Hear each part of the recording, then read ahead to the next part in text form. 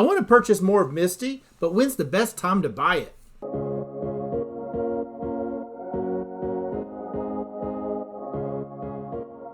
I wanted to talk a little bit about when I look to buy more of a stock, in this case, MSTY, M-S-T-Y. So I'm kind of going to go through my thoughts and what I do and what I'm looking for when I'm looking to purchase more shares of MSTY. So let's go over to the Webull chart, where I'm going to use it to show you some of the indicators that I use to help me decide when to buy more shares of MSTY. Okay, so here we are on the Webull chart.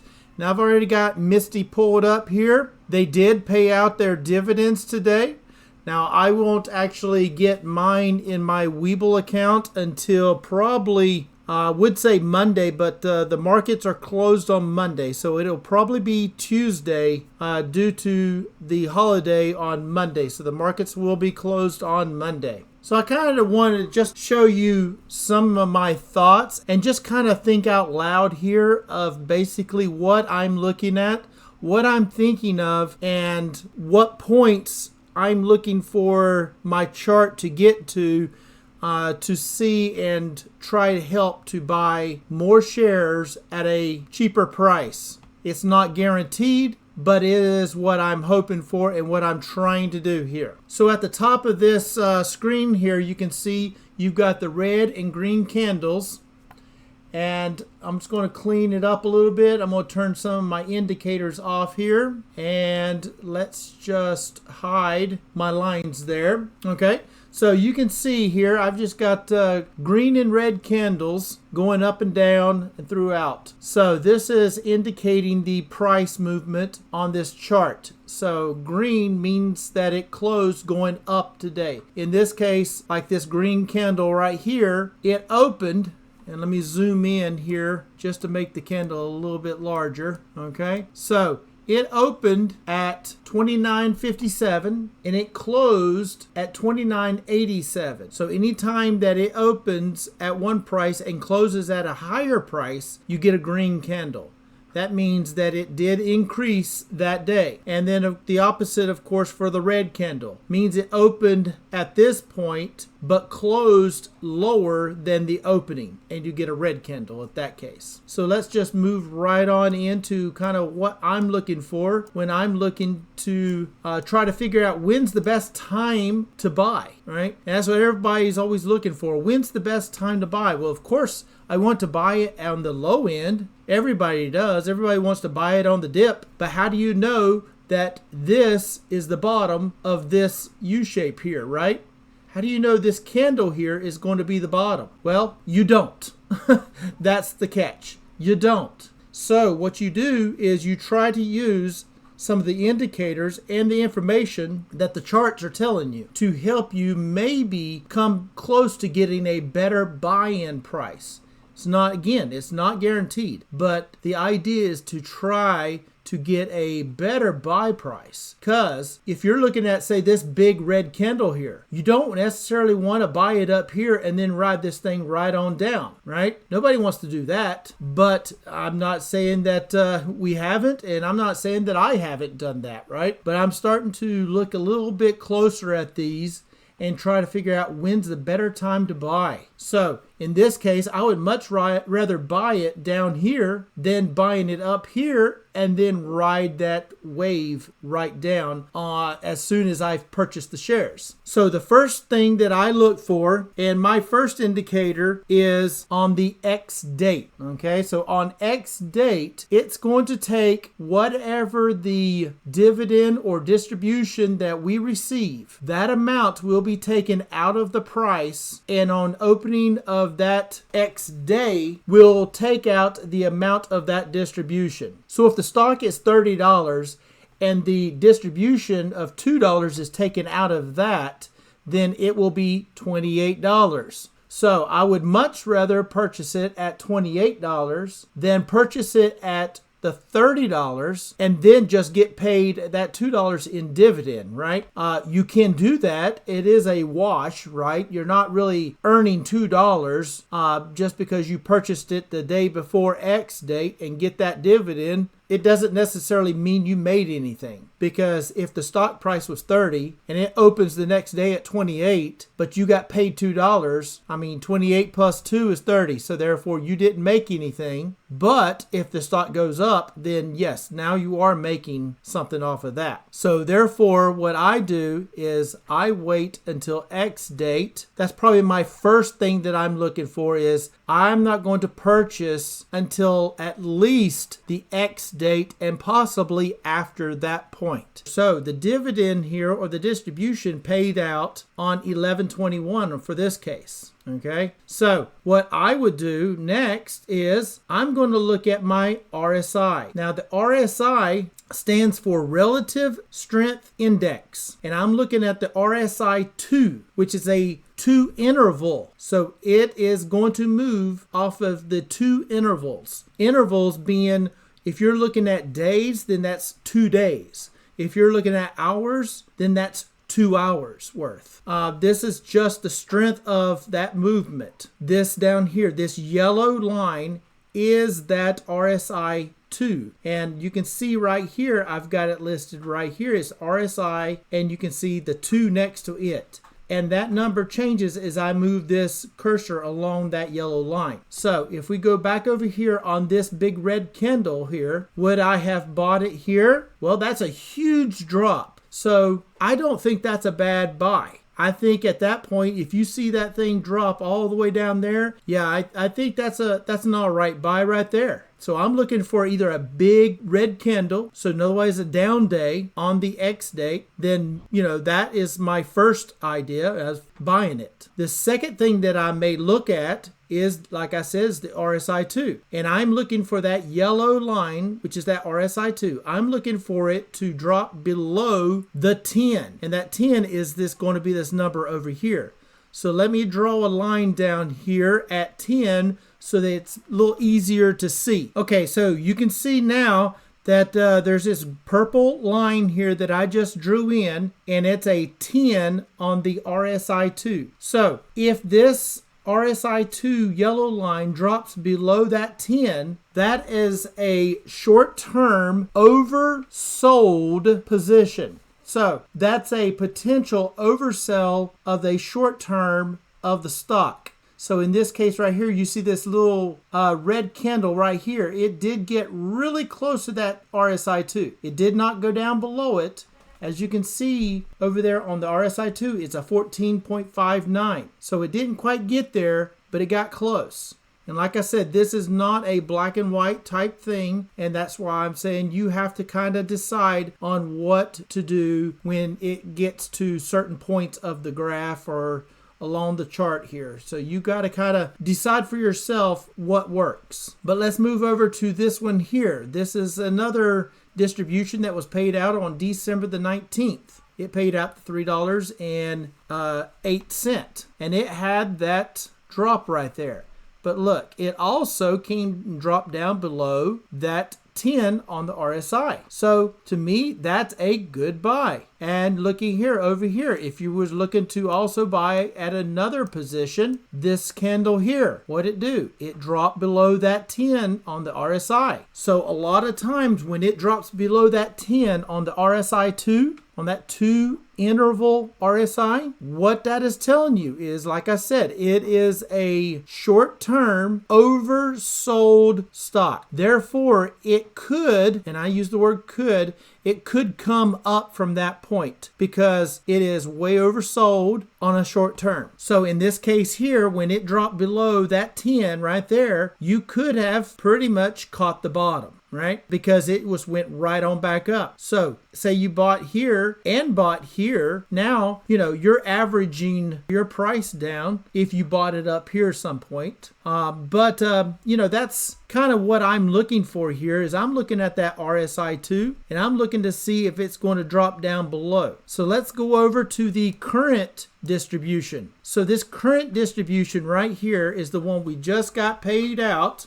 of $2.28, and that's rounded. But as you can see, this candle here, it's a green candle. So it went up. And then the next day, what did it do? It jumped up again. Now, I did not purchase additional shares here. I normally do purchase the shares at the X date. Just like I did right here, I purchased them on that X date. We had the red candle and we're below the 10 on the RSI too. So I made my purchase right there. Now for this distribution, we are not below the 10 on the RSI too. And we have green candles. That means this one is moving on up. I do not want to necessarily buy it at the high. I would much rather buy it at the low. Now, who's to say that this here is not the low and this thing goes back up to 40 bucks, right? That could happen, but I don't know. Nobody knows what it's going to do, but all I can look is at the chart here and I'm seeing green.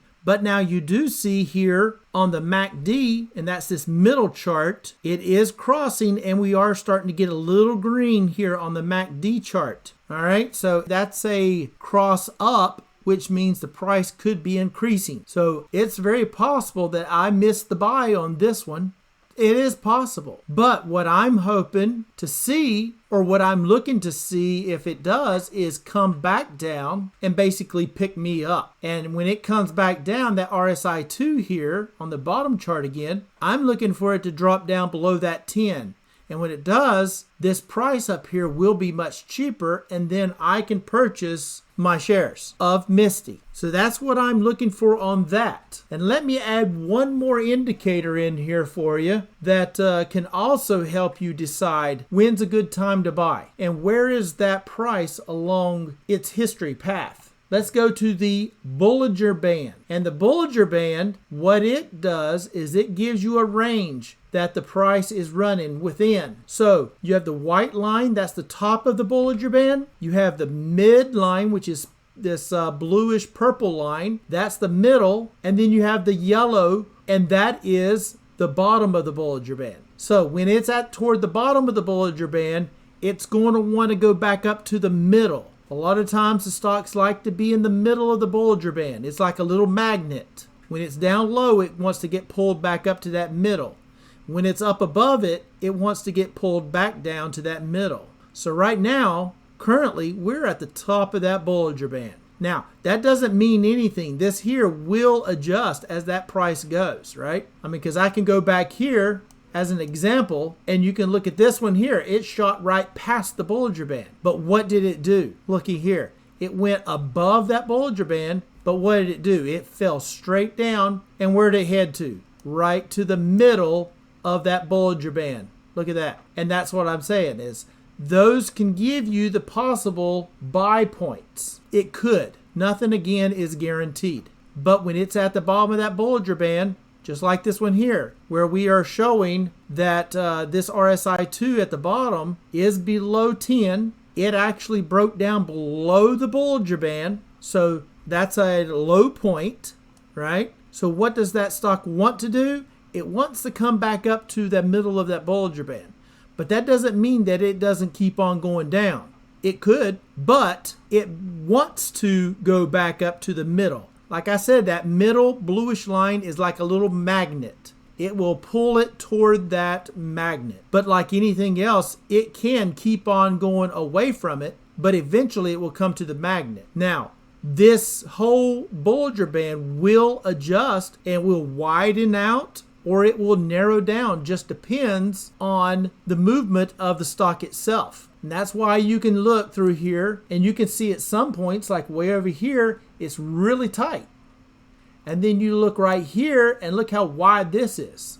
So it does adjust. And as that price goes up, it doesn't mean that it has to come back down to the middle of that Bollinger Band. It just, like I said, it's like a magnet. It will pull it, it will want to pull it back down, but it doesn't have to. But that's just a good indicator to look at. So for me, again, zooming back into where we're at today, being January the 17th, this was the close for the day. We're toward the top of that Bollinger Band. I prefer to buy below the Bollinger Band, middle. And that middle right now is sitting at 27.36. The bottom would be even a better point to buy, and that's at 24.44. Doesn't mean it'll get there, and that's why I'm saying you have to kind of decide when that price, if that candle all of a sudden does go down, and you get a candle like this right here, and now you've got this candle, it could come all the way down here and break below that Bollinger Band bottom, and that's a good buy point, right?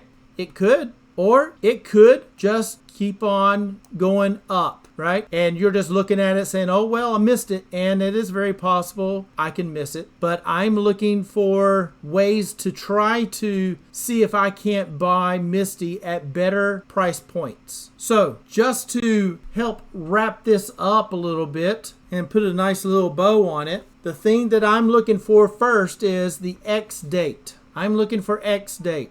On that X date, do I have a red candle? Is it a big red candle, or is it just a little doji candle like this right here, where you have the wick on the top and you got a wick on the bottom and not much in the middle? That is a market that has not decided the direction. And of course, it can go up or down at that point.